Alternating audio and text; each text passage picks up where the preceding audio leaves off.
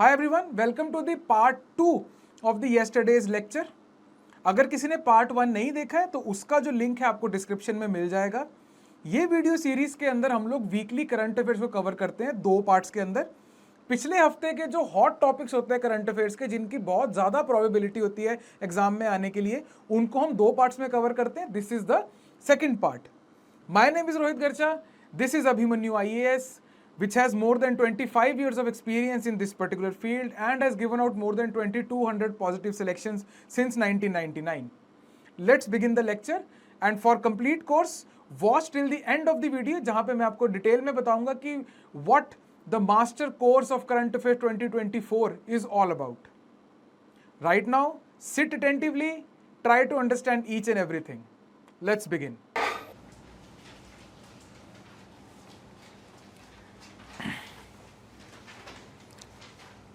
Electoral bonds and electoral trusts. Electoral trust जो है बच्चे, ये एक पुराना कॉन्सेप्ट है। ये आई थिंक 2010, हाँ 2013 का कॉन्सेप्ट है। इलेक्टोरल बॉन्ड स्कीम जो है 2018 का कॉन्सेप्ट है, ये लेटेस्ट है। ठीक है बच्चे, इलेक्टोरल बॉन्ड्स के बारे में हमने पढ़ा हुआ है। अगर बहुत आसान भाषा में मैं आपको कहूँ कि अगर आपको किसी पॉलिटिकल पार्टी को पैसा देना है ना, तो 2-3 तरीके हैं उसके देने के। एक तो यही है कि अगर आपकी कंपनी है और आपकी प्रीसीडिंग ईयर के अंदर 7.5% पिछले 3 साल आपका प्रॉफिट आ रहा है, तो आप एक ट्रस्ट ही खोल दोगे, राइट। एक सेपरेट एंटिटी आपने खोल दी है, ट्रस्ट का 95% पैसा आप उनको दे सकते हैं। 5% तक की लिमिट है कि आप एडमिनिस्ट्रेटिव खर्चे के लिए ट्रस्ट का 5% पैसा आप ट्रस्ट में यूज कर सकते हो, राइट। एक तरीका ये है। दूसरा तरीका ये है कि आप SBI की ऑथराइज ब्रांच में जाओगे, वहाँ से उनका इलेक्टोरल बॉन्ड का डॉक्यूमेंट खरीद लोगे, जो कि आपकी इसमें देखिए बच्चे, पेज नंबर 4 पे फीचर्स में, जो कि आपकी 1000, 10,000, 1 लाख, 10 लाख और 1 करोड़ इतने की डिनोमिनेशन के हैं। आपने पर्ची खरीद ली, वो वाली आपने सर्टिफिकेट खरीद लिया, जाके अपनी मनपसंद पॉलिटिकल पार्टी को दे दो, ठीक है। और वो जो उनका ऑथराइज्ड बैंक अकाउंट होगा वो वहाँ पे देंगे और पैसा उनके पास में आ जाएगा इंटरेस्ट फ्री। जितना आपने दिया एग्जैक्टली उतना उनको मिल जाएगा। ठीक है, समझ में आ गया। इलेक्टोरल बॉन्ड्स ये हैं। अब इस केस के अंदर प्रॉब्लम दिख रही है आपको?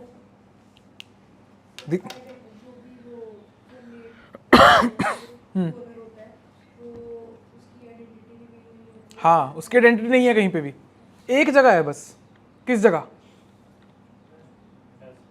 हाँ, SBI में। परफेक्ट, खरीदते हुए। चलो यहाँ तक आप पहुंच ही गए तो थोड़ा सा और आगे लेके जाता हूँ। इसका क्या मतलब हुआ? रुको 2 मिनट। इसका क्या मतलब हुआ कि आपकी डोनर की आइडेंटिटी सीक्रेट है, आपको नहीं पता कि किसका ये बॉन्ड है ना। और वो जैसे मेरे पास आ गया, वो मैंने बॉन्ड खरीद लिया है ना, मैं किसी को भी पकड़ा दूं, आपको तो नहीं पता, ना ही किसी और पॉलिटिकल पार्टी को पता है कि मैंने किसको दे दिया। ये किसी को नहीं पता। किसको पता है? SBI को पता है। SBI क्या है? सरकारी बैंक है। That means the government in power has the data कि कितने लोगों ने बॉन्ड्स खरीदे हैं। समझे मेरी बात? And they can easily figure out कि हमारे पास कितने आए हैं, मतलब बचे हुए दूसरी पार्टीज को गए हैं। और दूसरी पार्टीज कौन सी हैं? वो पार्टीज है जिनको लास्ट टाइम, मतलब RPA 1951, representation of people's act 1951 के तहत रजिस्टर्ड है, और उनको प्रीवियस इलेक्शंस में एटलीस्ट 1% वोट पड़ी है, ओवरऑल की 1% वोट पड़ी है, तो वो गिनी चुनी कुछ ही पार्टीज होंगी। दैट मीन्स कि आपने डोनर, समझ रहे हो, थोड़ा सा कॉम्प्लेक्स है पर इजी है, राइट। डोनर्स की आइडेंटिटी को आपने बचा तो लिया, लेकिन गवर्नमेंट इन पावर उसको फिगर आउट कर सकती है बाय सिंपल जक्सटापोजिशनिंग ऑफ डेटा। तो इस चीज के ऊपर केस हुआ और सुप्रीम कोर्ट ने इसको रेफर कर दिया 5 जजेस बेंच की तरफ, राइट, उनकी तरफ रेफर कर दिए। हेंस ये न्यूज आई थी, हेंस इलेक्टोरल बॉन्ड्स। और इलेक्टोरल बॉन्ड्स के ऊपर है वैसे ये, लेकिन इलेक्टोरल ट्रस्ट मुझे लगता था कि शायद आपको पता नहीं होगा, तो मैंने वो भी इस टॉपिक के अंदर डाल दिया है, राइट। ठीक है जी, चलें आगे। समझ में आई पूरी प्रॉब्लम क्या है? Article 19, right to freedom of expression, supreme court ने बोला है उसके अंदर एक राइट छुपा हुआ है which is called right to know. तो बाकी वोटर्स को, आप लोग तो नई बॉन्ड्स खरीद रहे हो, तो वोटर्स को पता तो हो कि कौन किसको, कि कौन सी पार्टी को कौन पैसा दे रहा है, उसके हिसाब से पॉलिसीज भी तो आएंगी ना। This is called crony capitalism, जहां पे कैपिटलिस्ट के क्लोज टाइज होते हैं आपके पॉलिटिकल बंदों के साथ में, हेंस उनकी जो पॉलिसीज होंगी वो उनको फेवर करेंगी, राइट। इकोनॉमिक कॉरिडोर किधर बनेगा? जहां पे बाऊ की फैक्ट्री लगी है। Getting my point? और वो कब कब कब इकोनॉमिक कॉरिडोर कब बन पाएगा? जब वो पावर में आएगा। पावर में कैसे आएगा? He needs money. तो अच्छा, मेरे को सड़क चाहिए, उसको पैसा चाहिए, तो ले लो ना। This is called crony capitalism, right.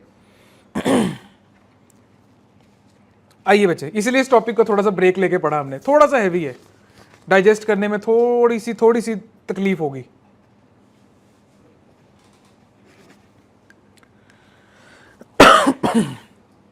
आइए बच्चे, प्री पॉइंट ऑफ व्यू से करते हैं इसको। मोस्टली मेंस में ना थोड़ा सा ऐसा पॉसिबल है कि यूपीएससी इसको शायद साइड स्टेप करेगा भी, तो वो ना सुप्रीम कोर्ट की स्टेटमेंट्स को लेके आएगा कि सुप्रीम कोर्ट ने इसको कैसे देखा है और आप सुप्रीम कोर्ट की स्टेटमेंट से क्या समझे, है ना। लेकिन सुप्रीम कोर्ट की स्टेटमेंट को समझने के लिए आपको एक पहले से बेस चाहिए, है ना, जो कि अभी हमने जो क्लास में किया है ये वो बेस है। मेथड समझ में आ गया कि बॉन्ड्स कैसे खरीदे जाते हैं। प्री में क्या सवाल आएगा कि कौन ऑथराइज्ड है, कितने डिनोमिनेशन का है, कितने दिन के लिए वैलिड है, कितने % इंटरेस्ट है, ये प्री में ये सब पूछा जाएगा आपसे। मेंस में फिर एक स्टेप फर्दर लेके जाया जाएगा। आइए बच्चे, डॉक्यूमेंट में आइए बच्चे। was introduced in 2017 by the way of finance bill and it was implemented in 2018.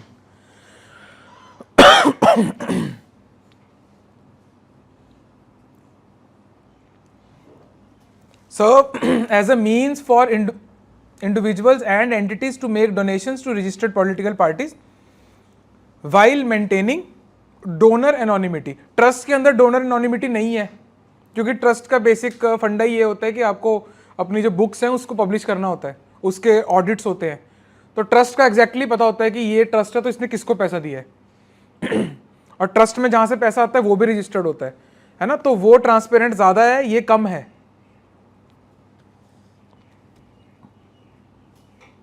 Next features में देखिए बच्चे, डिनोमिनेशन हमने देख लिए, payable to bearer on demand and interest free.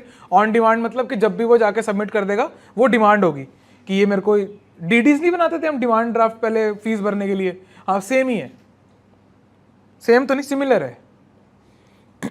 On demand and interest free, purchased by Indian citizens और entities established in India. समझ रहे हो क्या क्या मतलब है इस बात का? कि कहने का मतलब इंडिविजुअली या फिर जॉइंटली भी खरीदा जा सकता है या फिर एज अ ग्रुप भी खरीद सकते हो आप, कि हमारी कंपनी ने ये खरीदा है और उसको दिया है।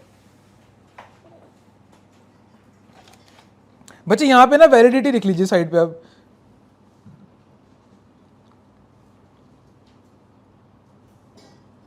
Valid for 15 calendar days from the date of issue. 15 दिन के अंदर अंदर उनको वहां पे सबमिट कराना है।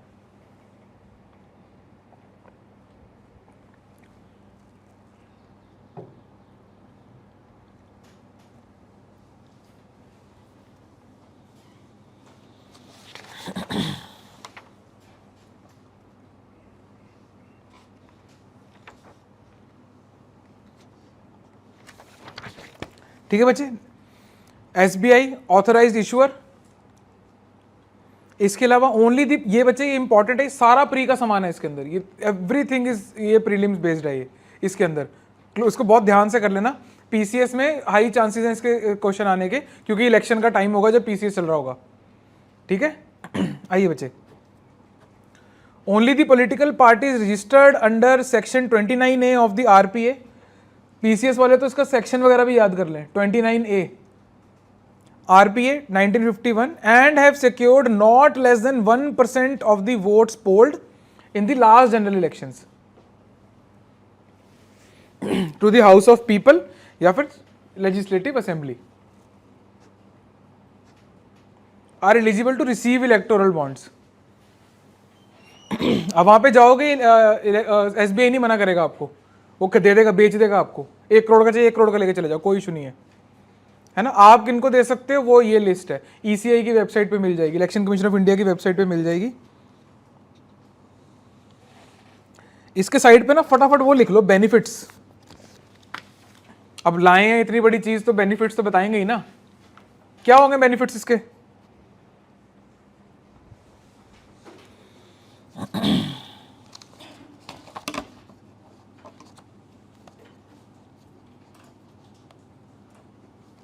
Number 1, enhance transparency in political funding.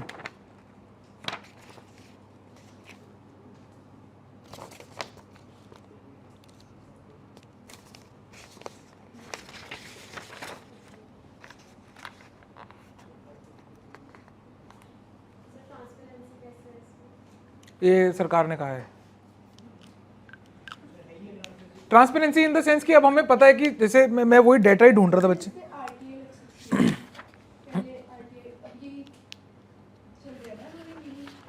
Supreme court में केस है बच्चे अभी उन्होंने बोला है कि आर्टिकल 19 के अंडर, क्योंकि सुप्रीम कोर्ट की पहली जजमेंट है कि article 19 right to freedom of expression का जो पार्ट है उसमें सबस्यूम हो रहा है right to know. Now the voter should know who exactly is funding the political party. पर आप आरटीआई किसके ऊपर लगाना चाहोगे यहाँ पे?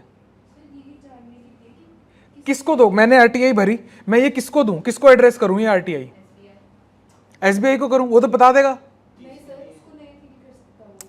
अगर बता भी दिया, समझो तो सही मेरी बात को, एसबीआई ने अगर बता भी दिया कि यार ये लिस्ट है, इन सारे बंदों ने इतने इतने के बॉन्ड्स खरीदे हैं, मैं क्या करूं इस इंफॉर्मेशन का? हाइपोथेटिकली लेट अस इमेजिन कि एक ऑल्टरनेट यूनिवर्स है जहां पे हम इंडिया 2.0 में रह रहे हैं, वहां पे एसबीआई 2.0 ने मुझे बता दिया। अब बताओ मैं क्या करूं इस इंफॉर्मेशन का?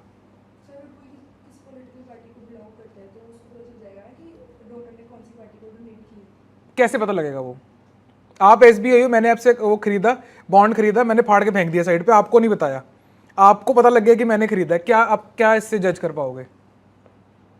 यू विल नेवर नो कि मैंने किसको दिया है। आरटीआई किसको एड्रेस करना चाह रहे हो, वो मेरा सवाल है। आप पॉलिटिकल पार्टीज को आरटीआई एड्रेस करोगे तो फायदा है। सर वो रिडीम भी तो होगा तो वो पैसे अकाउंट में गए तो बिल्कुल, तो वो फिर भी किसने किसको दिया ये नहीं पता लगेगा। एंटिसिपेशन है ये अभी भी है डेटा बच्चे, ये जो आप बात कर रहे हो ना, ये डेटा अभी भी है। इलेक्शन कमीशन ऑफ इंडिया को पॉलिटिकल पार्टीज को बताना पड़ता है कि हमारी फंडिंग कहां से हुई है, तो वो सीधा ये बोलते हैं इलेक्टोरल बॉन्ड्स में। आपको वही एग्जैक्ट डेटा बच्चे में ढूंढ रहा था। हाँ, over 55% of political party funding came through electoral bonds. और कितनी अमाउंट है ये भी उसने बता दी। Still you will not get to know किसने किसको दिया है। समझे मेरी बात को?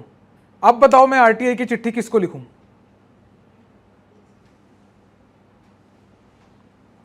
जो आप जानना चाह रहे हो वो सिर्फ एक ही शख्स बता सकता है, वो है पार्टी का आपका अकाउंटेंट,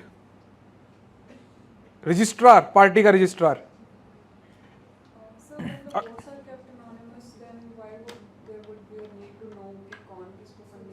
ओ,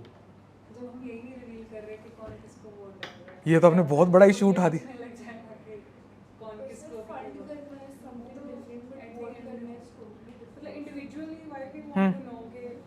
कि कौन सी पॉलिटिकल पार्टी के पास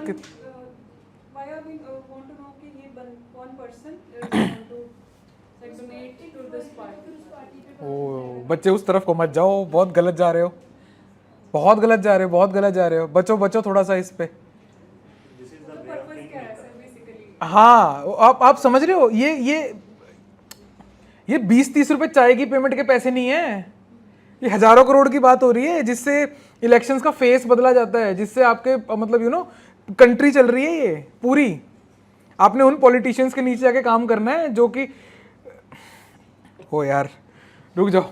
आईएमएफ ने कहा था कि इंडिया में जो ब्लैक मनी की तादाद है that is close to 25% of the Indian economy. फिर हमने करी डिमोनेटाइजेशन और लगभग 99% वापस आ गया, ज्यादा यूज से, है ना। Black money is the money which is unaccounted money. तो मेरा जो हराम का पैसा होगा, ब्लैक मनी है ना, मैंने अपने वेस्टेड इंटरेस्ट को करने के लिए उसको बॉन्ड्स में कन्वर्ट किया और एक अपने बंदे को बोल दिया कि मैं तेरे को 30 करोड़ रुपए दे रहा हूं, लेकिन ये काम करवा दियो। इसलिए मुझे पता होना चाहिए कि भाई इसको पैसा कौन दे रहा है, ताकि डिसीजंस थोड़े से ट्रांसपेरेंट हों। मनी का फ्लो जितना ज्यादा बच्चे ट्रांसपेरेंट होगा उतना ज्यादा सही रहता है। Money should always be transparent. नहीं यकीन आ रहा इस पॉइंट के ऊपर, घर का एग्जाम्पल ले लो, दोस्तों के बीच का एग्जाम्पल ले लो। वो वाली फ्रेंडशिप सबसे ज्यादा चलती है आपकी जहां पे आपका मनी का मैटर सबसे ज्यादा सॉर्टेड होता है। आप किसी ट्रिप पे जा रहे हो, पहले पैसा पूल हो गया जी, इसी में से खर्चा होगा, एक्स्ट्रा होगा इसी में डलेगा, ये राजी पूरे उसका बिल स्प्लिट वाइज वगैरह में आप डाल लेते हो। क्यों करते हो वो?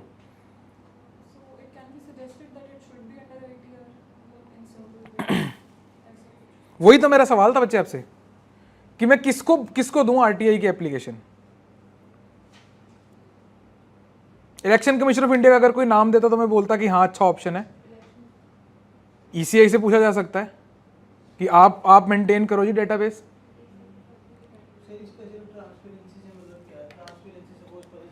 ट्रांसपेरेंसी की पॉलिटिकल पार्टी की फंडिंग कहां से हुई है? अगर कोई XYZ पार्टी पैसा लगा रही है तो उसका पैसा कहां से आया है?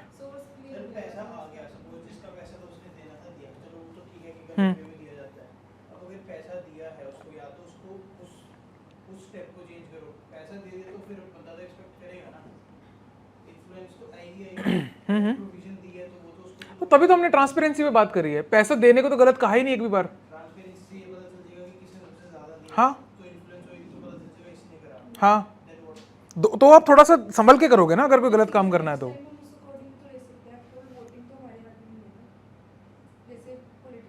हाँ,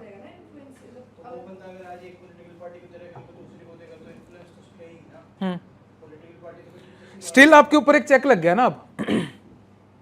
इवन अगर आप फॉर एग्जांपल मान लो कैपिटलिस्ट हो, लेट अस अज्यूम आप लोग कैपिटलिस्ट हो, आपको भी तो पब्लिक से काम है, आपको भी तो बिजनेस पब्लिक बेस्ड है। आप भी तो चाहोगे कि आपके खिलाफ ना हो जनता। आपके प्रोडक्ट्स को अगर बॉयकॉट कर दिया, ट्रांसपेरेंसी का फायदा ही फायदा है। मनी मैटर्स के अंदर ट्रांसपेरेंसी का फायदा ही फायदा है। कोई भी एस्पेक्ट उठा के देख लो आप, कोई भी एरिया उठा के देख लो। समझ रहे हो मैं क्या बोल रहा हूं? बड़े बच्चों की तरह सोच अरमान थोड़ा सा। ऐसे मत सोच कि तेरे को पॉकेट मनी मिलती है और मैंने खर्चा करना है। You are the earner now. उस लेवल पे जाके सोच कि अगर मैंने खर्चा नहीं, मतलब थोड़ा सा इस माइंडसेट से बाहर आ। समझ रहे हो मैं क्या बोल रहा हूं? क्या लिखा था हमने last? Enhance transparency in the political party funding. इसका मतलब सिर्फ ये है कि आपको जैसे पता लगा कि 55% जो है वो इलेक्टोरल बॉन्ड से आया है, 25% ट्रस्ट से आया है, बाकी उन्होंने कमाया है या जो भी उन्होंने डोनेशंस ली हैं अलग तरीके से, राइट? ट्रांसपेरेंसी का यहाँ पे सिर्फ इतना सा मतलब है।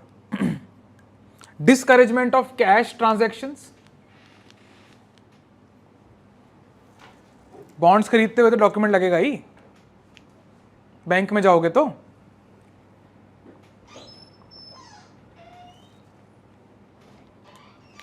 Preservation of donor anonymity. आप जो अरमान बात कर रहे हो ना, एग्जैक्टली प्रिसाइसली वही रीजन है ये एग्जिस्ट कर रहा है जो इन्होंने भी बोला था कि अगर मैं किसी को पैसा दे रहा हूं तो तुम्हें क्या है। एग्जैक्ट, तो इसीलिए तो है स्कीम। यही है मुद्दा। आप लोगों ने बिल्कुल सही आइडेंटिफाई किया है उस तरफ से। तो क्योंकि इसके ऊपर केस हो गया और अब इसको बेसिक लेवल पे देखा जाएगा, वील सी। मेरे को ऐसा लगता है कि लेट्स वेट फॉर 3 months मोर, तो उसके बाद में कुछ नया इसमें देखने को मिलेगा, चेंजेस। अभी के लिए ये पूरा समझ लो कि क्या हो रहा है, कंफ्यूज नहीं होना। यहीं पे बच्चे साथ में ना चैलेंजेस लिख लो। Challenges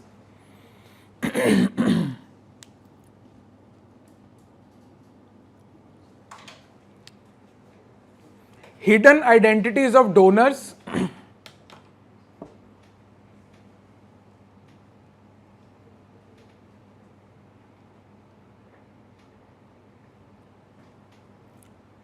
may compromise the right to know.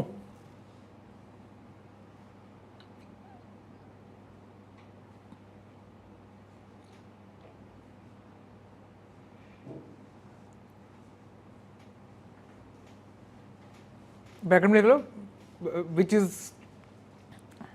Which is a part of freedom of expression under article 19, supreme court ने बोला है।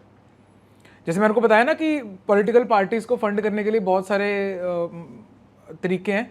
कंपनीज एक्ट 2013 में एक डायरेक्ट क्लॉज भी है जिसमें एक्चुअली कंपनीज अपना पैसा पॉलिटिकल पार्टीज को सीधी तरह दे सकती है, without any trust, without any bond, इसी तरह। बस उसमें कंडीशन ये है कि 7.5% प्रॉफिट होना चाहिए एटलीस्ट पिछले प्रीसीडिंग 3 ईयर्स के अंदर। समझना इस बात को कॉम्प्लेक्स है। तो आप प्रूडेंसी को इंश्योर करते हो कि यार कंपनी ना पहले प्रॉफिट कमाने वाली कंपनी है, चलने वाली कंपनी है, वो कर रही है।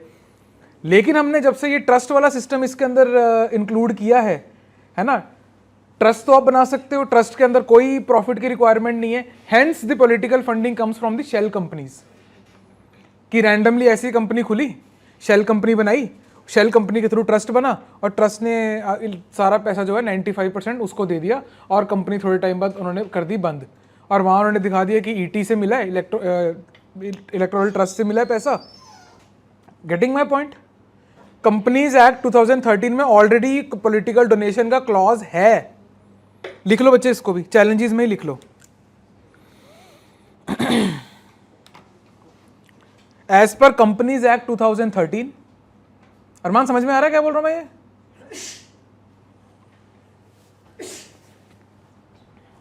As per companies act 2013 a company can make a political contribution.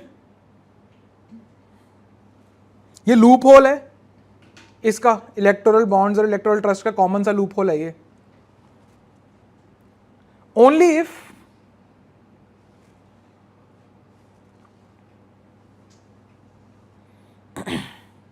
net average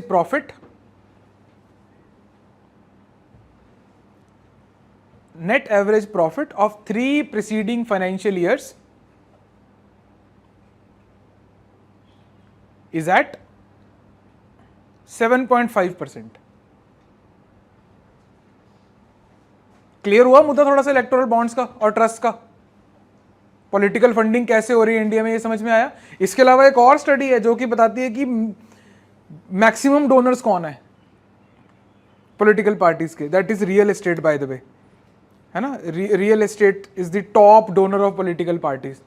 और ये ईडी के थ्रू और इसके थ्रू ना सबसे पहली जो नकेल कसी गई थी वो इधर ही कसी गई थी, रियल एस्टेट के ऊपर सबसे पहली।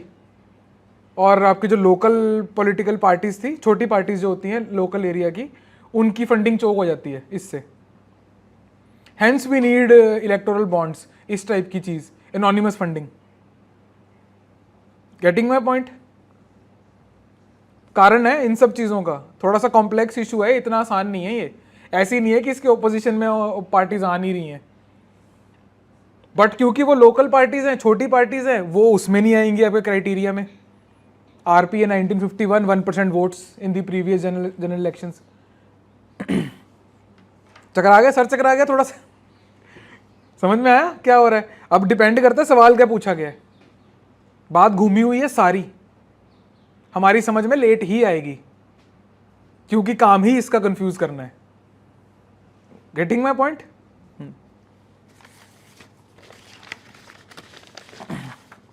है ना। एक वो भूल भुलैया में जाके आप ये कंप्लेंट नहीं कर सकते रास्ता नहीं दिख रहा। It is meant to be made that way.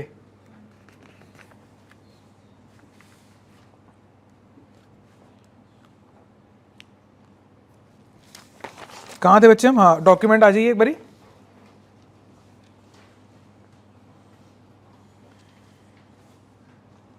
Government एक सिंपल मतलब सिंपल लेटर के थ्रू एसबीआई से पूछ सकता है। The government in power with a simple letter can ask SBI की बॉन्ड्स किसने खरीदे हैं, जरा लिस्ट भेज दो, share the data. SBI has to share the data. तो गवर्नमेंट इन पावर के पास में हमेशा डेटा रहेगा।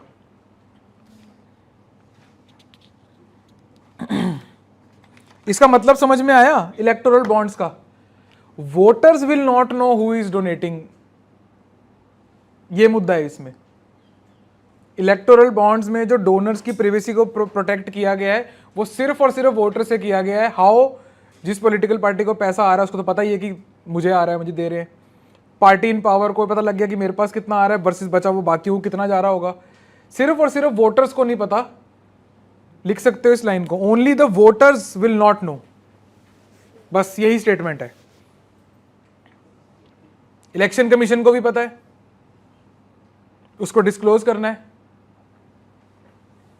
इलेक्शन कमीशन को एग्जैक्टली नहीं पता होगा, पर उसको इतना पता होगा कि फंडिंग किससे उससे आई है। फ्रेगमेंटेड इंफॉर्मेशन है, हेयर एंड देयर। सिर्फ एक सरकार है जो पूरा पता कर सकती है, उसके बाद एसबीआई भी है और वो खुद पॉलिटिकल पार्टी है, तो that is the one who is putting the information on the ECI, है ना बच्चे। इसके अलावा 100% टैक्स एग्जेम्पशन इस पे एंजॉय होती है। आइए बच्चे, electoral trust,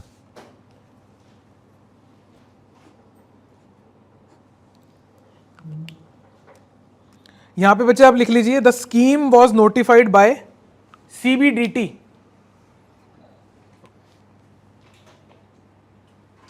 central board of direct taxes, मतलब कि मिनिस्ट्री ऑफ फाइनेंस की स्कीम है ये, अगेन कंफ्यूज नहीं होना है। Central board of direct taxes launched by CBDT, central board of direct taxes.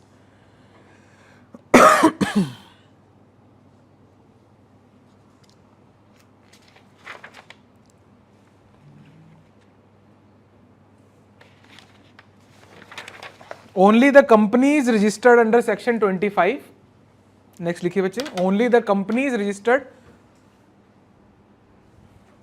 Under section 25 of companies act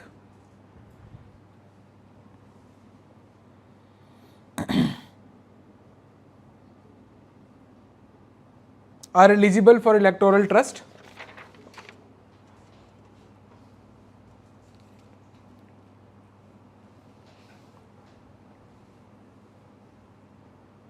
According to the provisions under Income Tax Act.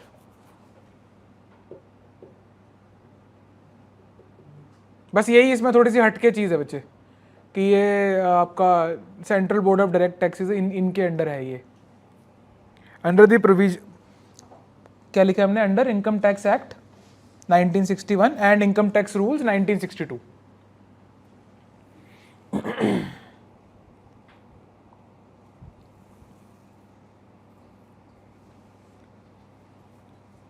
ये pre specific points लिख रहे हैं हम। They have to apply for renewals every 3 financial years. ये trust को renew कराना पड़ता है।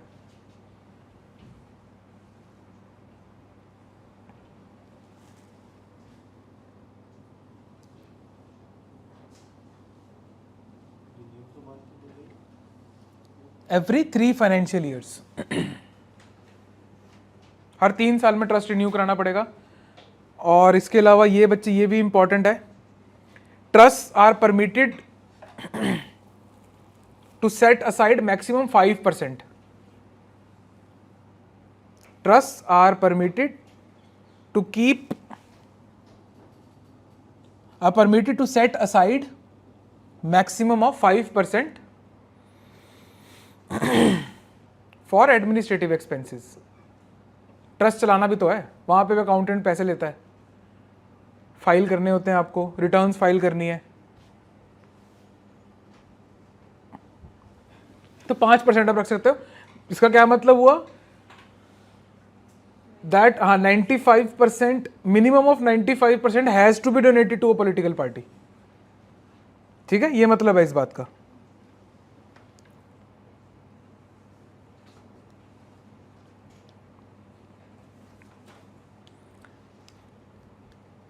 यार ये इंपॉर्टेंट है बच्चे, ये लिख लीजिए लास्ट आप, they shall not accept, trust है तो कंट्रीब्यूशन ले सकता है, ट्रस्ट अपने आप भी डोनेशन ले सकता है। They shall not accept the donations from, या डोनेशन ही कंट्रीब्यूशन लिखो, they shall not accept the contributions from, यहीं पे सवाल आएगा अगर आया तो। Number 1,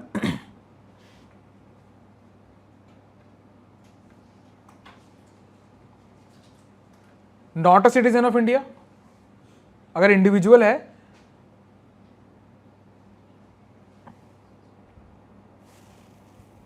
who is not a citizen of India, comma, any foreign entity, चाहे वो इंडिया में रजिस्टर्ड ही क्यों ना हो, इनकॉर्पोरेटेड इन इंडिया हो तब भी, any foreign entity. Last is any other electoral trust, घुमाना नहीं है पैसा।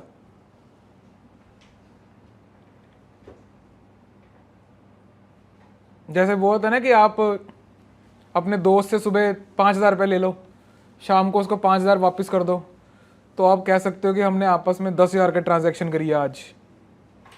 वो नहीं करना है ना, हमारा लाखों का लेन देन है, सुबह लाख रुपये पापा से ले लिए, शाम को वापस कर दिया, वो नहीं, एक दूसरे से नहीं लेना। साइड पे ना बस छोटी सी हेडिंग डाल लो, लेट्स स्पेंड 1 मोर मिनट, एक जो थोड़े बहुत इंपॉर्टेंट डेटाज हैं आपको प्री में मेंस में काम आएंगे जो।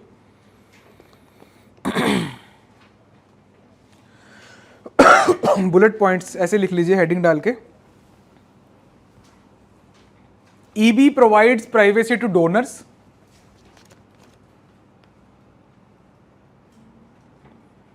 इलेक्टोरल बॉन्ड्स प्रोवाइड्स प्राइवेसी, या अगर आप इंग्लिश सिटकॉम्स देखते हो यूएस वाले तो privacy,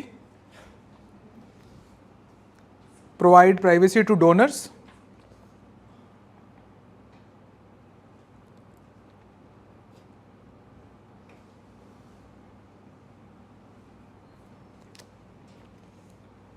money donated through electoral, money donated through EBs was more than 5 times money donated through ETs.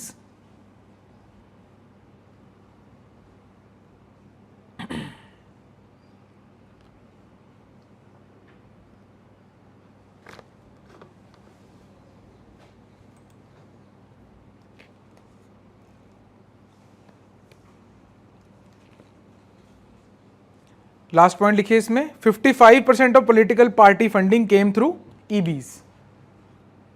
ठीक है जी, मोर देन हाफ।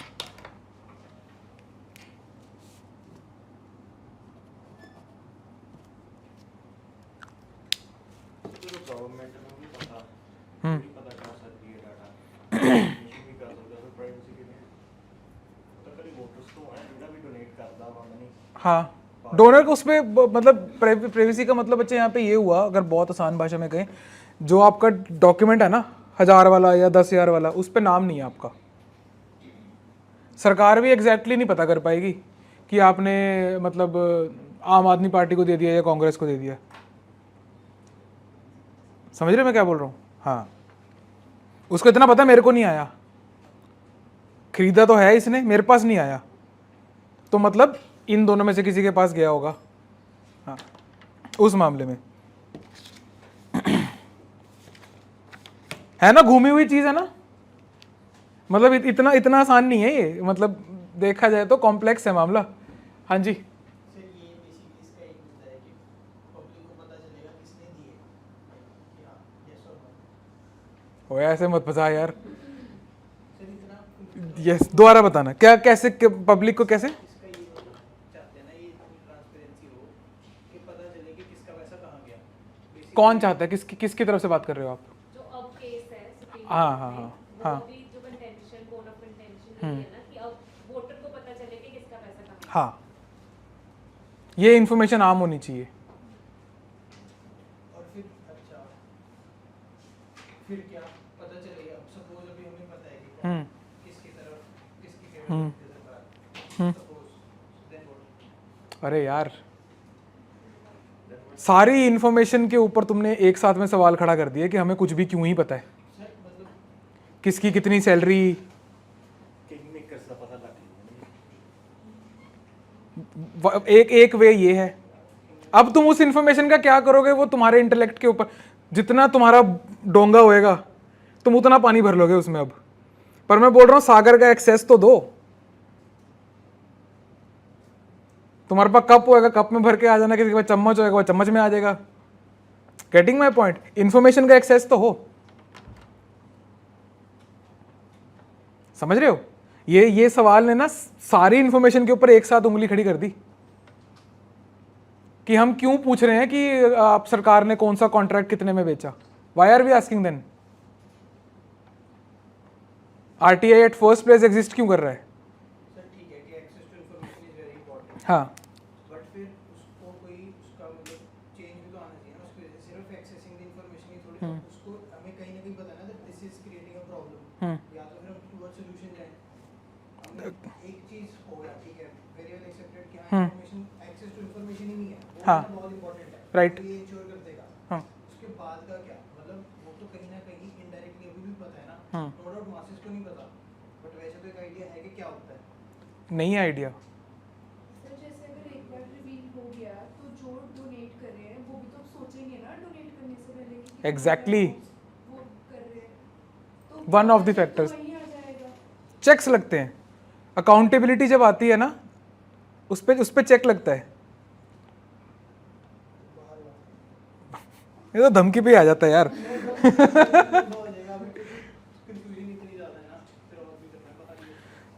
एक काम करो, अभी जो दिमाग में जितने थॉट्स चल रहे हैं ना, इमेजिन कि तुमने टेबल पे रख दिए, उस टेबल पे जोर से हाथ मार दो, टेबल खाली कर दो एक बार।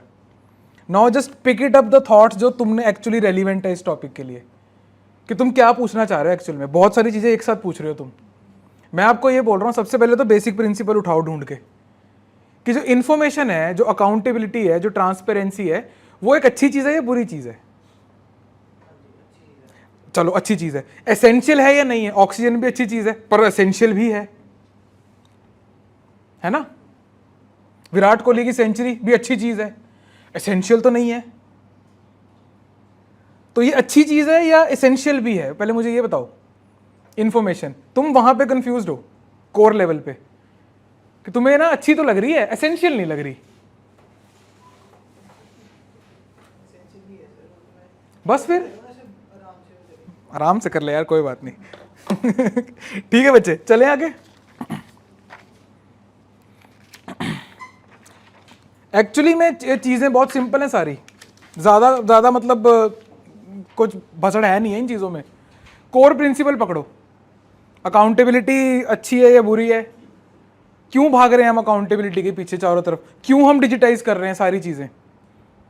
हम जब मनरेगा के अंदर 100-150 रुपये की 199 रुपीज़ की पेमेंट कर रहे हैं, वहाँ हम कह रहे हैं जैम ट्रिनिटी लगाओ जी, आधार कार्ड नहीं दोगे आपको 100 रुपये नहीं मिलेगा, आज की लेबर ही नहीं मिलेगी आपको, 100-200 रुपये नहीं मिलेगा। यहाँ हज़ारों करोड़ की बात हो रही है, यहाँ हम बोल रहे हैं इन्फॉर्मेशन का क्या काम है। ਐਵੇਂ ਹੋ ਸਕਦਾ ਵੀ ਜੇ ਕਿਸੇ ਨੇ 1000 ਕਰੋੜ ਡੋਨੇਟ ਕਰਤੇ ਪਾਰਟੀ ਨੂੰ ਇਹਦੇ ਥਰੂ ਬੌਂਡਸ ਥਰੂ, ਹਾਂ, ਤੇ ਜੇ ਉਹਦਾ ਅਸੈਸਮੈਂਟ ਅਗਰ ਇਨਫੋਰਮੇਸ਼ਨ ਦਾ ਆਪਾਂ ਨੂੰ ਪਤਾ ਲੱਗੇ ਵੀ ਇਸ ਪਾਰਟੀ ਨੂੰ ਡੋਨੇਟ ਕਰਤੇ ਆ ਤੇ ਇਹਨੇ ਕੀਤੇ ਇਸ ਬੰਦੇ ਨੇ ਕੀਤੇ ਆ, ਤੇ ਉਹਦੇ ਤੇ ਫਿਰ ਇਹ ਵੀ ਕੁਐਸਚਨਿੰਗ ਹੋ ਸਕਦੀ ਹੈ ਵੀ ਆਪ ਤੁਹਾਡੇ ਕੋਲੇ 1000 ਕਰੋੜ ਆਇਆ। बेसिक है ये तो बहुत सिंपल प्रॉब्लम है सॉल्व करने को, वो तो ईडी वैसे कर लेगा, उठा लेगा। मैं ये बोल रहा हूँ it will lead to extortions. When you know that flani party is a Amir party and they are already donating, they are already in political arena, उनसे पैसा एक्सटॉर्ट करना कितना आसान है। ये चैलेंजेस में है इसमें, जो सुप्रीम कोर्ट में दलील दी हुई है ना, यहाँ पे थोड़ा टाइम कम होता है, बढ़ जाएंगे। हाँ, फेवरेटिज्म होगा, राइट, फ्लड गेट्स ओपन हो जाएंगे। Now you are on the right track. Sir मतलब वैसे ही बता रहा हूँ, हाँ जी, कह रहे हो मतलब इस कॉन्टेक्स्ट में ऐसे ट्रांसपेरेंसी ना बस एक गिमिक लग रहा है कि बस बोल दिया कि transparency, hence the supreme court case. वही मतलब कि बस ट्रांसपेरेंसी है क्या? अब पहुंचा अरमान, नाइस, वेलकम। ये है जो आपने वर्ड यूज किया ना, मेरे माइक में कैच हो जाएगा, तो जो आपने वर्ड यूज किया ना, ये वही है।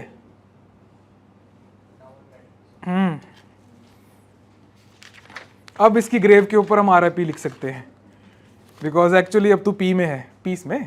हाँ, डोनर के हाथ में नहीं होना चाहिए।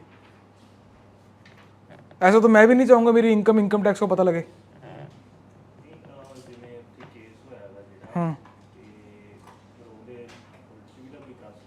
अरे क्योंकि दुनिया मखौटा पहन के घूमती है ना यार, अंदर से वो मुस्लिम हेटर होगा बंदा, बाहर थोड़ी बोल सकता है। क्या तरीका होएगा उसका? फिर अंदर से तो बंदा एक पर्टिकुलर कम्युनिटी को हेट करने वाला निकल आएगा। अब उस एंगल पे ही जा रहे हो ना कि वो क्यों चाह रहा है कि मेरी आइडेंटिटी दबी रहे। हाँ, वो कह रहा है कि किसी को, मेरे पड़ोसी को ना पता लगे कि यार मैं ना इस फलानी फलानी पार्टी का बंदा हूँ। ये वजहें हैं उसकी। बहुत टेंजिबल सी चीज है ये सारी, आपके चारों तरफ ऑल द टाइम हो रही है। आ जाओ बच्चे, नेक्स्ट पे आ जाओ। ये भी इलेक्शन कमीशन का ही है, फटाफट करते हैं इसको। बाकी टॉपिक्स एक्चुअली बहुत छोटे छोटे हैं, अब ज्यादा कुछ बचा नहीं है, यही 3-4 मेन थे। जो हमने पहले सुविधा और ये वाले पोर्टल्स वगैरह की बात करी थी, उन्हीं का, जैसे पोकेमॉन में होता था ना विकसित रूप, अपग्रेडेड वर्जन, तो ये उसका विकसित रूप है एनकोर। तो सवाल ऐसे ही आएगा कि एनकोर आप कौन सी एजेंसी ने निकाला। अगर बेसिक सवाल आएगा बच्चे, थोड़ा सा इससे ज़्यादा तंग करने वाला, दुखी करने वाला सवाल होएगा पीसीएस वाले, तो एनकोर की फुल फॉर्म पूछ लेंगे, जो कि फर्स्ट लाइन में ही है, पेज नंबर 5 के ऊपर बच्चे।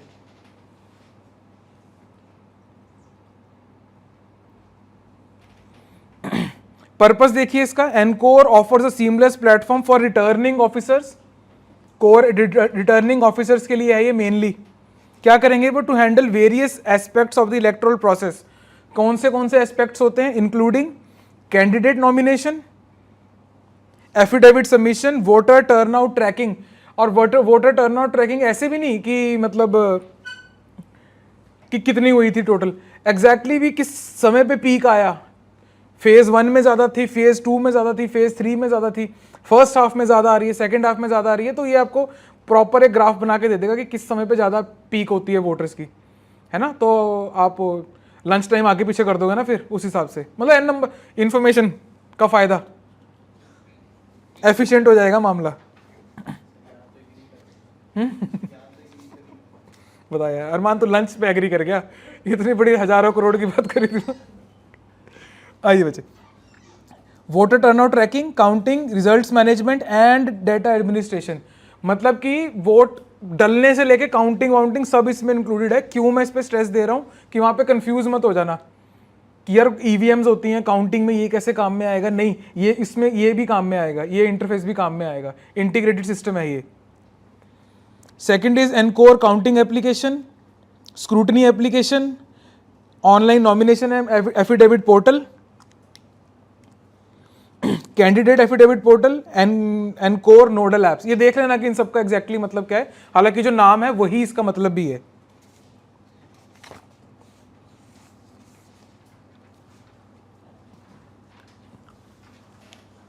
यहां पे भी एक पंगा चल रहा है, आपको पता है ना, सुप्रीम कोर्ट ने कुछ बोला है, इलेक्शन कमिश्नर को एक सिलेक्ट करने के लिए सुप्रीम कोर्ट ने सिलेक्ट कमेटी का बनाने को बोला है, लेकिन सरकार ने जो बिल लाया है उसमें फर्क है। Are you aware about that? ठीक है, लिखना तो नहीं है? लिखना है?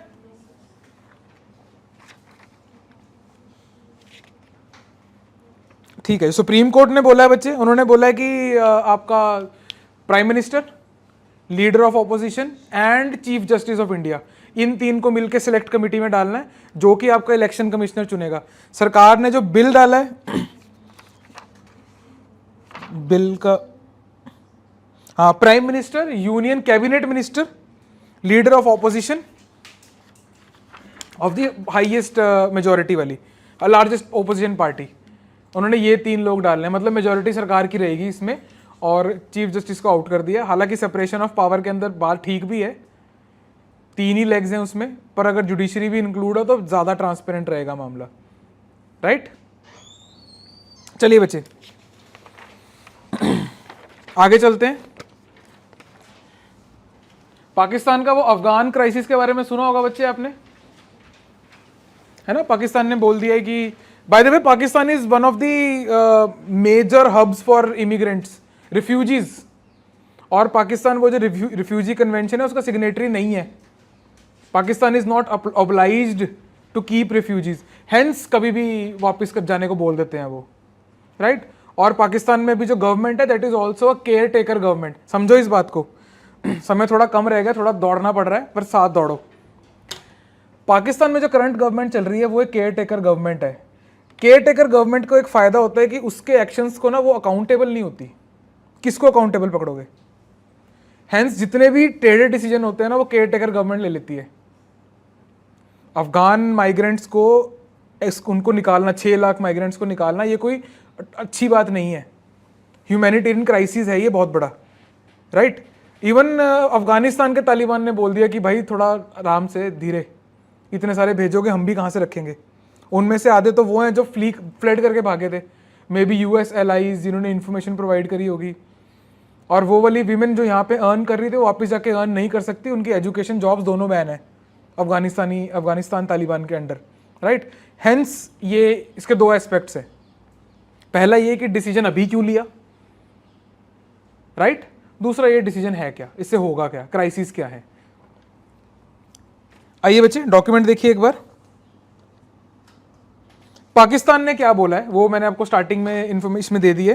Pakistan economy is struggling and the government argues that undocumented migrant, ये आपको ना जहां पे भी रिपैट्रिएशन ऑफ रिफ्यूजीज देखने को मिलेगी यही स्टेटमेंट देखने को मिलेगी। इसको चाहे याद कर लो, कंट्रीज का नाम चेंज करते रहना, यही बोला जाता है।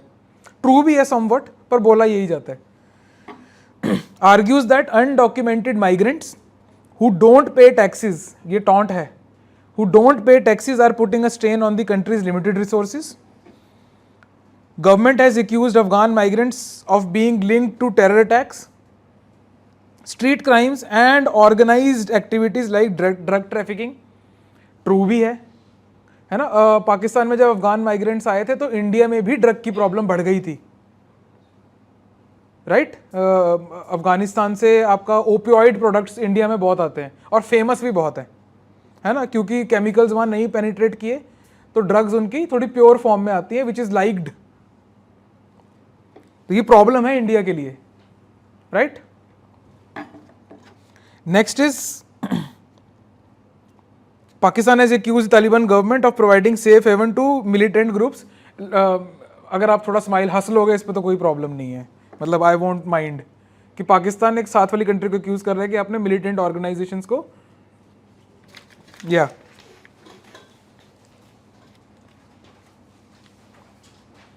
और 1970s से ही ये जो इन्फ्लक्स है माइग्रेंट्स का अफगानिस्तान से, सोवियत वॉर से, तब से चलता आ रहा है, right. And by the way these people are called the Pashtun people. Let's write something about it. Pashtun people, ये अफगानिस्तान का लार्ज, लिख लीजिए, चलो 5 मिनट स्पेंड करेंगे इसके ऊपर, ठीक है, फटाफट लिखेंगे। The Pashtun people are Afghanistan largest ethnic group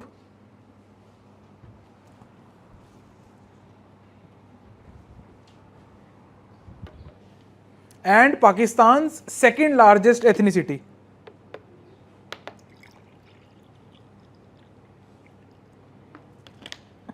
Pakistan में लार्जेस्ट एथनिसिटी कौन सी है? Punjabis. Third largest Sindhis. Perfect, लिखना लिख लो साइड पे ही। नंबर 1 पंजाबी,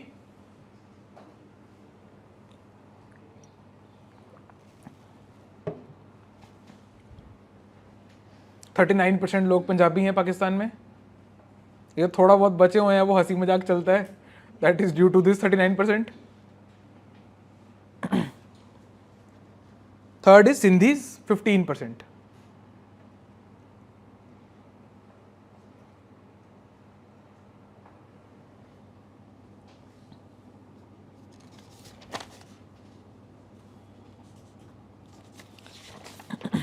आगे लिखिए बच्चे। आफ्टर पार्टीशन ऑफ इंडिया 1947 में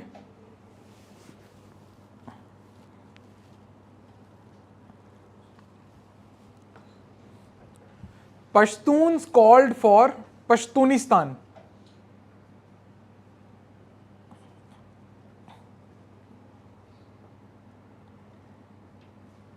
carved out of Pakistan and Afghanistan.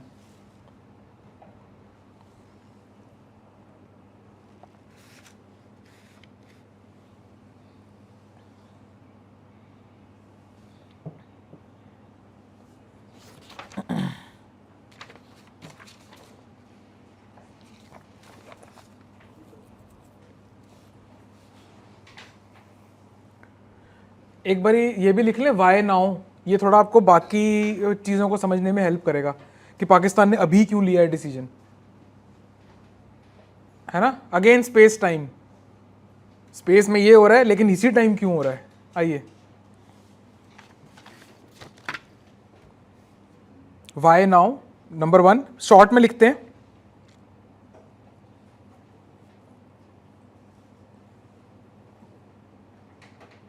Pakistan is currently under caretaker government.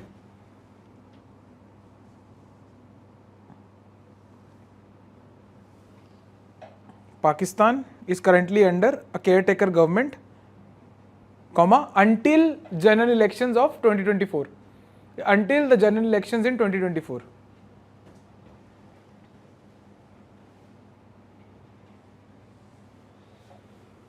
इसी का सब पॉइंट बनेगा। इससे क्या मतलब है, government is shielded, government is shielded from potential political and electoral consequences. Golden time है टेढ़े मेढ़े डिसीजन लेने के लिए। Potential political and electoral consequences.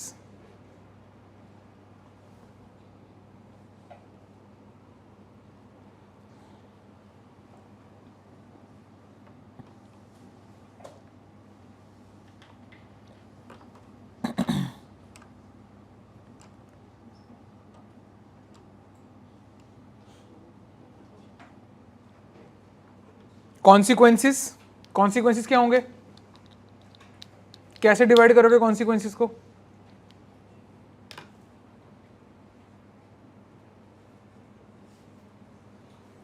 आज का क्वेश्चन लिख लो, आप ही करके लाओ यार।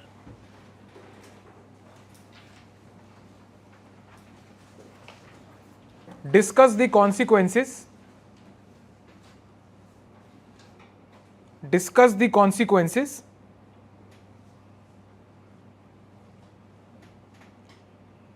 of the Pakistan's decision, of the Pakistan's decision to repatriate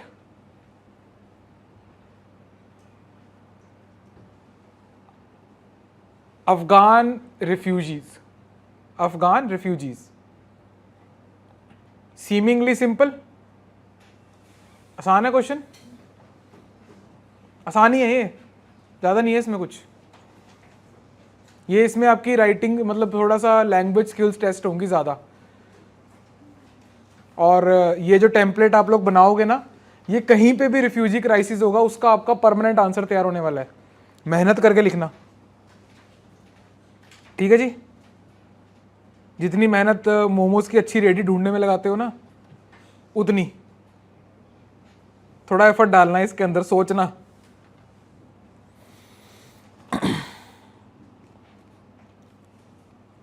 हाँ बाकी तो फिर आप ही करके लाओ इसके ऊपर, ठीक है। कैसे करोगे, अच्छा नहीं बताना, सीक्रेट है, ठीक है। अफगानिस्तान का बोल बॉर्डर एरियाज लिख लो फटाफट। अफगान बॉर्डर, एक काम करो ऐसे ही बना लो अफगानिस्तान ना, और कंट्रीज ऐसे मैप वाइज लिख लेना था, वो नॉर्थ ईस्ट साउथ पूछ ले तो पता हो हमें। इसके साउथ और ईस्ट के अंदर पाकिस्तान है,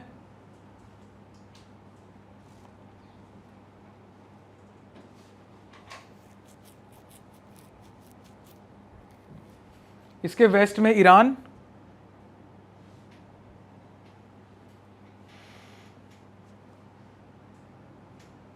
और इसके नॉर्दर्न बॉर्डर के अंदर 3 CARs है, सेंट्रल एशियन रिपब्लिक्स। और इसी में ऐसी लाइन में लिखना आप, तुर्कमेनिस्तान, उज्बेकिस्तान एंड तजिकिस्तान।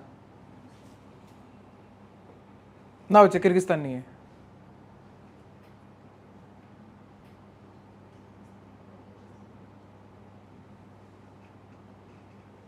वो मैप थोड़ा सा क्लियर नहीं है ना, उसमें वो किर्गिस्तान वहाँ टच नहीं होता है। और अगर किसी को लग रहा है किर्गिस्तान दिमाग में रजिस्टर हो रहा है, तो लिख लो साइड पे नॉट किर्गिस्तान, पेपर में मारा होगा नहीं तो, क्योंकि वहाँ कुछ कुछ याद आ रहा होता है, सब कुछ नहीं याद आता है। कुछ कुछ याद रखने के लिए कुछ कुछ पढ़ना पड़ता है, और सब कुछ याद रखने के लिए हाँ। और इसका फार नॉर्थ ईस्ट में चाइना। हालांकि जब हम इंडिया में नेबरिंग स्टेट्स पढ़ते हैं तो हम अफगानिस्तान को पढ़ते हैं, बट वो एरिया ऑक्यूपाइड है ना, तो चाइना वो अफगानिस्तान नहीं मानता है, मानने के लिए कोई अथॉरिटी तो हो उधर। चलिए बच्चे चले आगे।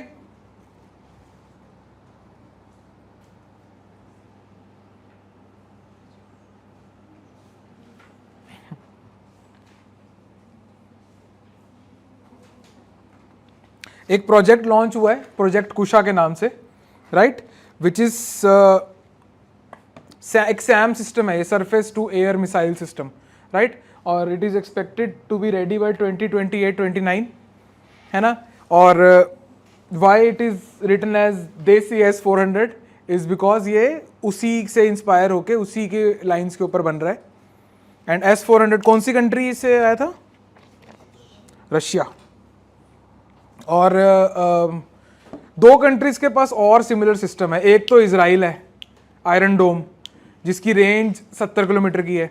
S-400 में 400 का मतलब 400 किलोमीटर है, उसकी रेंज 400 किलोमीटर की है। एक और कंट्री के पास में सिस्टम है, कंट्री और सिस्टम का नाम बता दो। किसके साथ? यूएस के पास ही है, बट सिस्टम का नाम कुछ और है। हाँ यस दैट वन, ठीक है। THAAD, THAAD, terminal high altitude area defence system.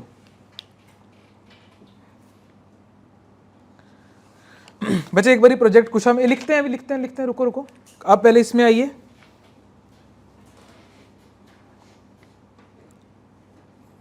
First point में देखेंगे आप, precision guided munitions at ranges up to 350 kilometres, developed by आपका DRDO, ठीक है। बाकी इसमें रेंज वगैरह बताइए, मतलब इसकी इसमें तो मेंशन नहीं है, बट इसकी efficiency it is said that it will be more than 90%, more than 70%। अगर एक सिंगल आपने मिसाइल फायर करी है, अगर बैक टू बैक दो करी हैं at a certain difference of time, तो accuracy will increase to 90 to 95% interception की, राइट। आप देख रहे हैं साइमल्टेनियसली कितना कुछ एक साथ में चल रहा है आपकी एक कंट्री को ढंग से चलाने के लिए। ये सारी चीज़ें सॉवरेनिटी, ताकि आप इलेक्टोरल बॉन्ड्स के ऊपर फ्रीली चर्चा कर सको विदाउट द थ्रेट कि कोई मिसाइल गिर जाएगी आके, उसके लिए भी रिक्वायर सच सिस्टम, राइट। ये सॉवरेनिटी प्रोटेक्ट करने के तरीके होते हैं ये, कि मेरे पास अगर ये सिस्टम होगा तो मेरे पे कोई अटैक ही नहीं करेगा, तो मेरे पास डिफेंस एंड ऑफेंस दोनों सिस्टम्स होने चाहिए, और अगर कर भी दिया तो मेरी कम्युनिकेशन रेजिलियंस ये भी स्ट्रांग होना चाहिए, राइट। आइए बच्चों, दिस इज प्रोजेक्ट कुशा, तो ये डायरेक्टली पूछा जा सकता है ना। खासकर PCS के अंदर वो 3-4 प्रोजेक्ट्स के बारे में दे देगा, प्रोजेक्ट नेत्र, प्रोजेक्ट कुशा, प्रोजेक्ट ये, या तो पूछ लेगा which of the following is incorrectly matched, उस टाइप से सवाल आ सकता है ना, या फिर मैच द फॉलोइंग में आ जाएगा। अगर HCS वाले पूछेंगे तो मैच में डालेंगे, है ना, और अगर PCS वाले पूछेंगे तो हो सकता है इनकरेक्ट पूछ लें। PCS का थोड़ा सा लेवल HCS से ऊपर रहता है प्रीलिम्स का। बच्चे यहीं पे ना साइड पे आप S-400 के बारे में लिख लीजिए, तीनों लिख लेते हैं, THAAD, S-400 और आपका इजराइल आयरन डोम। S-400 उसको ट्रायम्फ मिसाइल बोलते हैं, Triumf missile system, TRIUMF, Triumf missiles. इसके बस बुलेट पॉइंट्स लिख लेना बच्चे। Surface to air missile SAM, कई जगह आपको S2A लिखा हुआ दिखेगा, सरफेस टू एयर, कई जगह SAM लिखा हुआ मिलेगा, सेम ही मतलब है।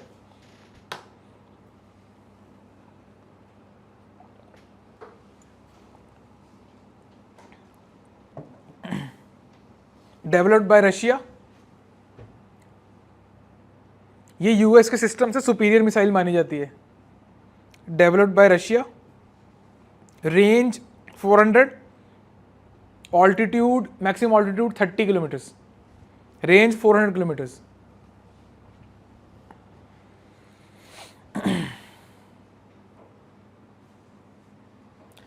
यहीं पे आप छोटी सी हेडिंग बना लो, सिमिलर सिस्टम, इसी के नीचे similar system third, THAAD Capitals में, थार्ड बाय यूएस से लिख लो, यहाँ पे कंट्री भी क्लियर हो जाएगी। ये भी मैच में आ सकता है, which of the following is incorrectly matched systems में, तो third terminal high altitude area defence system, third की फुल फॉर्म है ये, टर्मिनल हाई ऑल्टीट्यूड। पीसीएस में ये भी पूछा जा सकता है, terminal high altitude area defence system.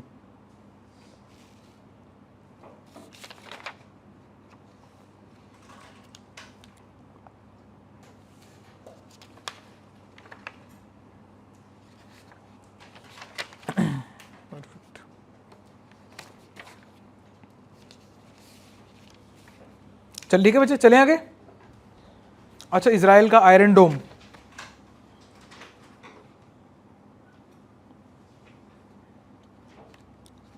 Israel iron डोम, रेंज 70 किलोमीटर्स,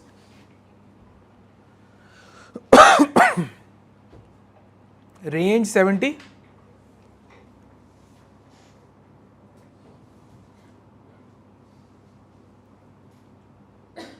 बस बहुत है इतना। आयरन डोम, इजराइल और रेंज, ये तीन चीजें इंपॉर्टेंट है इसमें।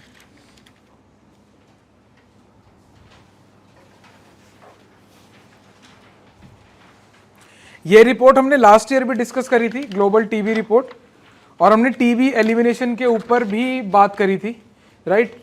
और सवाल जो था वो एनीमिया के ऊपर आ गया था, राइट।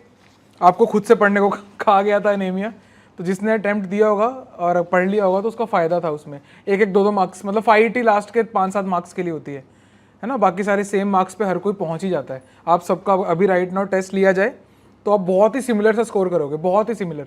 गेम ही लास्ट के 5-10 नंबर की है, तो वो जो चीज़ें एक्स्ट्रा बोली जाती हैं आपको पढ़ने को, है ना, वो उसका वहाँ पे काम आता है, वो एक्स्ट्रा पुश जो लास्ट में मिलता है। When you read extra you can attempt certain questions जो आपको नहीं पता, क्योंकि थोड़ा हॉराइजन खुलता है दिमाग का और ज़्यादा।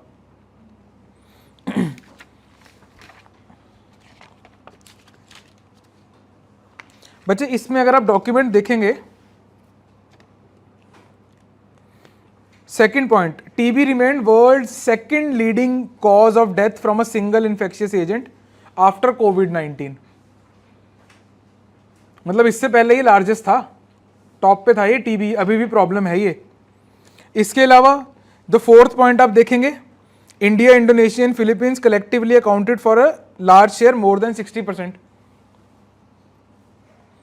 Of global TB reductions in the number of people newly diagnosed in TB.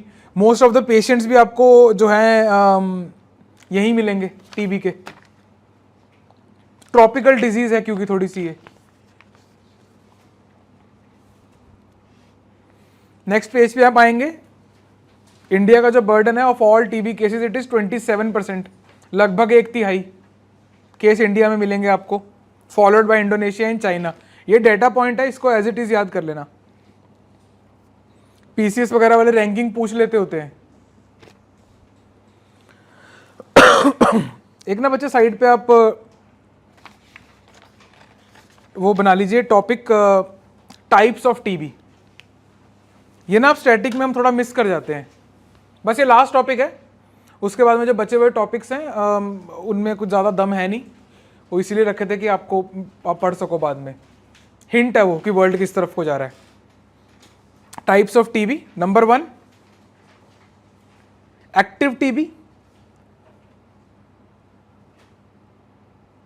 मतलब कि टीबी एक्टिव हो चुका है, कहने का मतलब लिखिए आगे, symptomatic and contagious.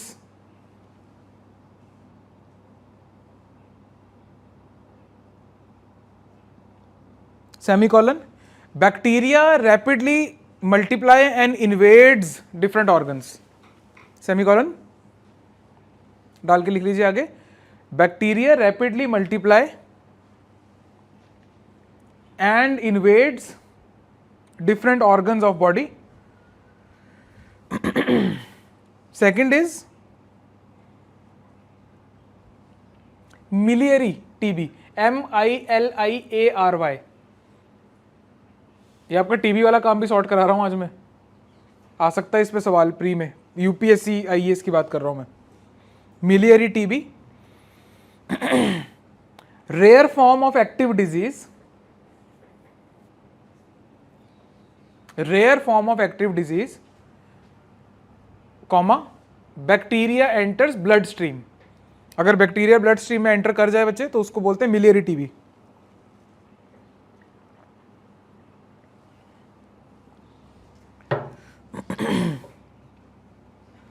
Next is latent TB.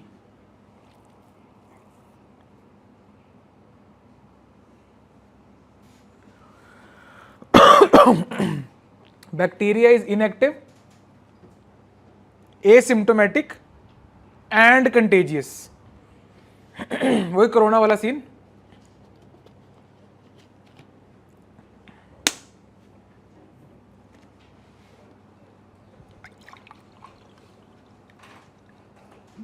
Next is MDR TB.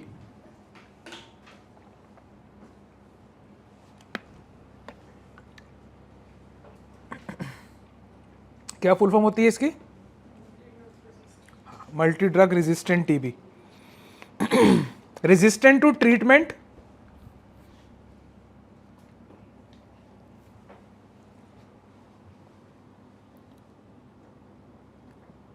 To the to TWO, two the two, दूसरे वाला 2 TWO है, two the two of the first line anti TB drugs.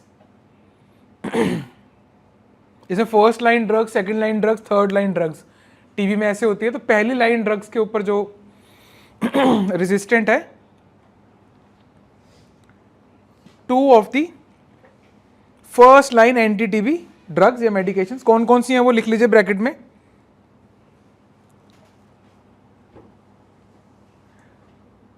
मैं स्पेलिंग बोलता हूँ,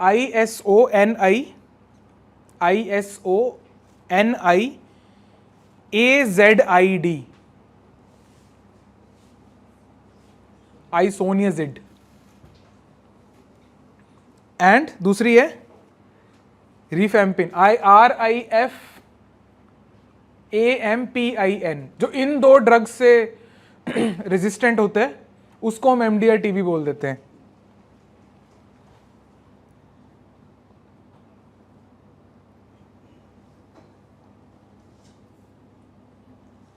next is XDR, extensively drug resistant TB.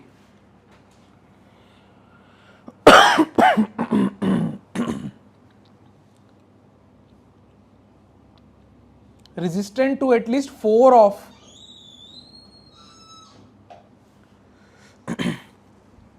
resistant to at least 4 of core anti-TB drugs.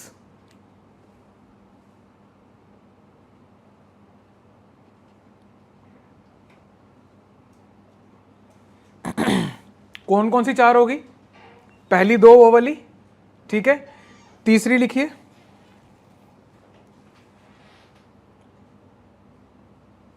Fluoroquinolone, FLUORO,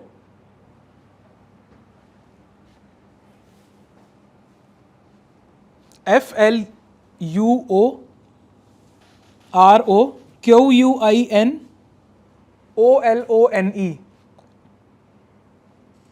ठीक है जी. तीसरी ये. चौथी है any one of the 3 injectable second line drugs. Any one of the 3 injectable second line drugs. Second line drugs कौन सी है वो लिख लेते हैं. समझ गए 4 कौन सी होगी? समझ में आ रहा है? हाँ लिखिए वो 3 कौन सी हैं वो. amikacin, AMIKACIN. तो ये आपको ऐसे पूछ सकते हैं कि इनमें से कौन सी फर्स्ट लाइन ड्रग है, कौन सी सेकंड लाइन ड्रग है ना. और MDR XDR में फर्क क्या है. तो ये ड्रग्स का नाम आपको एज इट इज याद रखना है. किसी तरीके से याद रख लेना, निमोनिक ही बनाना पड़ेगा, जितना घटिया उतना बढ़िया। आज पहले भी एक शेयर हुआ था ना, एक वादा, हाँ हाँ ठीक है, कॉमा नहीं तो रिकॉर्डिंग में ढूंढना पड़ता। यहाँ पे KANAMYCIN, कैनामाइसिन, KANAMYCIN। और तीसरी है कैप्रियोमाइसिन, CAPREOMYCIN।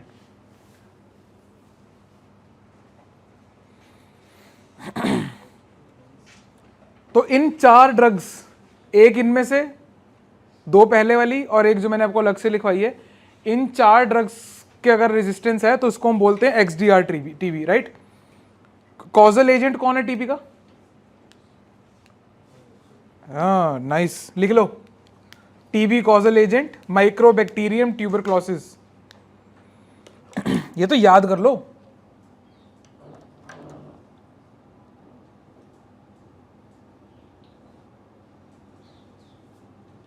Mycobacterium tuberculosis.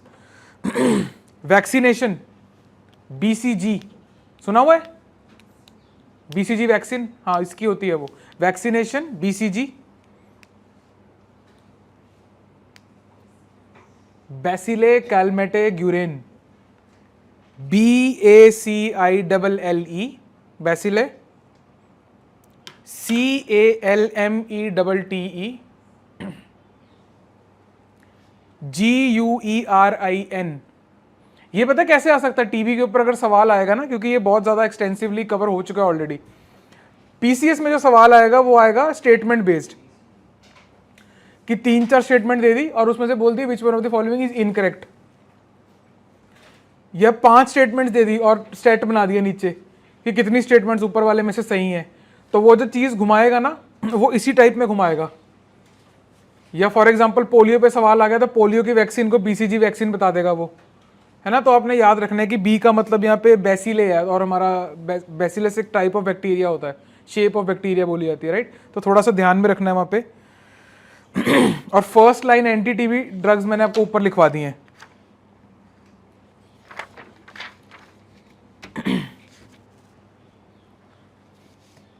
इसके अलावा जो नेक्स्ट टॉपिक है बच्चे, टॉपिक नंबर 10, इसमें एक नेटवर्क है जिसको ऑन्कोसर्काइसिस, ये एक डिजीज है जिसको रिवर ब्लाइंडनेस कहा जाता है,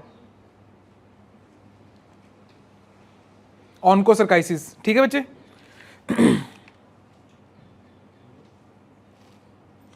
ये काम करो आप नेक्स्ट टाइम ना, ये डॉक्यूमेंट लेके आना साथ में, ठीक है, ये वाला डॉक्यूमेंट लेके आना, ऑन्कोसर्काइसिस। और एक जो लास्ट वाला टॉपिक है ना, एनवायरमेंटल DNA, ये थोड़ा सा देखने लायक टॉपिक है,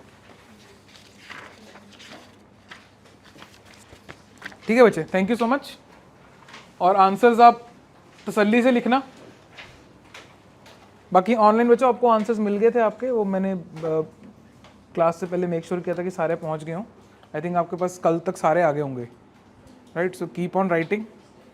थोड़ा वर्ड लिमिट का ध्यान रखना शुरू कर दो, आप लोगों के आंसर्स ठीक आने लग गए हैं, है ना। थोड़ा वर्ड लिमिट की इज्जत करो अब,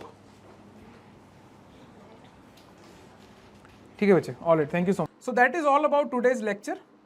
आई होप कि आज जो हमने पढ़ा है इसमें से आपके प्रीलिम्स और मेंस में कुछ रेलिवेंस के साथ सवाल आ जाएं।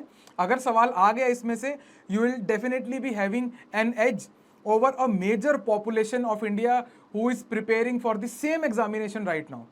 Let me tell you about the Current Affairs Master Course 2024. इस कोर्स के अंदर आपको बेसिकली 3 चीजें मिलती हैं जिसके थ्रू आपका जो करंट अफेयर्स है वो पूरी तरह सॉर्टेड हो जाएगा for your pre, mains as well as your interview. Number 1, you get weekly lectures जो कि ऑफलाइन या फिर ऑनलाइन फॉर्मेट में लाइव आपको मिलेगा। क्या फर्क है इसमें और अभी करंट वीडियो के अंदर, दैट इज कि इसके अंदर आपके पास में इंटरेक्शन, काउंटर क्वेश्चनिंग करने की सहूलत होगी। नाउ एवरीबडी नोज कि अगर आप काउंटर क्वेश्चनिंग और सवाल जवाब करते हैं तो आपकी मेंटल एबिलिटी इंक्रीज होती है, आपके न्यूरल नेटवर्क्स बढ़ते हैं। That is how we should prepare for anything. Next, you get weekly PDFs। जो टॉपिक्स यहाँ पे कवर नहीं होते हैं लेक्चर्स के अंदर, उसको वीकली PDF के फॉर्मेट के अंदर आपके डैशबोर्ड के अंदर प्रोवाइड किया जाता है, राइट, ताकि आपका कुछ भी पार्ट जो है वो मिस ना हो, इसके बाहर आपको जाने की ज़रूरत ही नहीं है। Last, you get weekly test. जो भी हमने पढ़ा है उसको हम कंसोलिडेट करेंगे वीकली एक टेस्ट देके, राइट। दिस इज द त्रिशूल मॉडल। अगर आप त्रिशूल गाड़ दोगे तो उसके बाद में आपको करंट अफेयर से परेशान होने की जरूरत नहीं है। This is the complete course. इस कोर्स के बाहर आपको कुछ भी और पढ़ने की जरूरत नहीं है। Link is in the description, go check it out and subscribe to the channel, ताकि आपके पास ये जो लेक्चर्स हैं ये आपको रेगुलरली आपको मिलते रहे, कुछ भी चीज़ आपकी मिस ना हो। अगर आपने सोच लिया है, if we have dreamed it we can do it. जिद से जीत तक।